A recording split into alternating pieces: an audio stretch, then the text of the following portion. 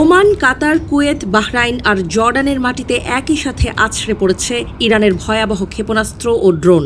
মার্কিন সামরিক ঘাঁটিকে লক্ষ্য করে ইরানি বাহিনী এই আকস্মিক ও বিধ্বংসী হামলা মধ্যপ্রাচ্যের ভূ রাজনীতিকে এক অনিশ্চিত গহ্বরে ঠেলে দিয়েছে। ওমানের দুকম বন্দরে মার্কিন রণতরীর লজিস্টিক হাব ও জ্বালানি সরবরাহ কেন্দ্রগুলোতে ইরানের চালানো হামলায় মুহূর্তেই ধ্বংসস্তূপে পরিণত হয়েছে স্থাপনাগুলো। ইরান দাবি করছে যুক্তরাষ্ট্রের সাম্প্রতিক আগ্রাসনের এটিই ছিল তাদের জবাবের তৃতীয় ধাপ।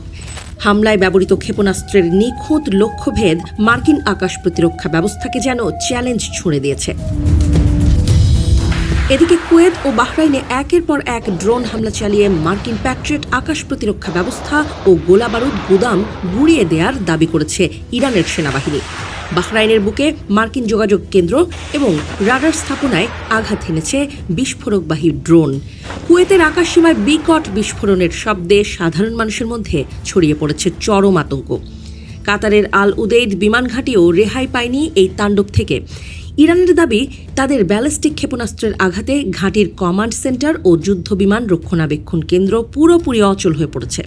কাতার অবশ্য জানিয়েছে তারা একটি ক্ষেপণাস্ত্র প্রতিহত করেছে, কিন্তু দেশটির স্বরাষ্ট্র মন্ত্রণালয় নাগরিকদের জন্য নিরাপত্তা সতর্কতা জারি করে ঘর থেকে বের হতে নিষেধ করেছে। জর্ডানের প্রিন্স হাসান বিমান ঘাঁটিতেও ক্ষেপণাস্ত্রের আঘাতে মার্কিন ড্রোন হ্যাঙ্গার ধ্বংসের খবর দিয়েছে ইরান। একের পর এক সাইরেনের শব্দে মধ্যপ্রাচ্যের দেশগুলোর রাজপথ এখন নিস্তব্ধ। সর্বত্র কেবলই যুদ্ধের আতঙ্ক।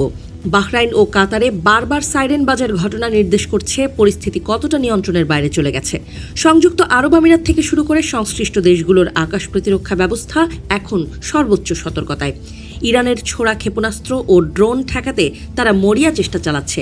আকাশ প্রতিরক্ষা ব্যবস্থার বিকট শব্দে কেঁপে উঠছে বিভিন্ন শহরের অট্টালিকা। আকাশ যেন এখন যুদ্ধ বিমানের আর ক্ষেপণাস্ত্রের রণক্ষেত্র। হরমুজ প্রণালীতেও নাটকীয় মোড় নিয়েছে পরিস্থিতি। ইরান ঘোষণা করেছে নিয়ম লঙ্ঘনকারী আরও একটি জাহাজে হামলা চালিয়ে তারা সেটিকে অচল করে দিয়েছে। এই অঞ্চলে চলাচলের ওপর ইরান এখন তাদের কঠোর নিয়ন্ত্রণ প্রতিষ্ঠা করতে চায়, যা বিশ্ব অর্থনীতিতে বড় ধরনের অস্থিরতার ইঙ্গিত দিচ্ছে। ইরান সাফ জানিয়ে দিয়েছে, যুক্তরাষ্ট্র ও ইসরায়েলের কথিত আগ্রাসন বন্ধ না হলে তারা আরও ভয়ঙ্কর ও বিধ্বংসী আক্রমণের জন্য প্রস্তুত। মধ্যপ্রাচ্যের আকাশে এখন যুদ্ধের মেঘ।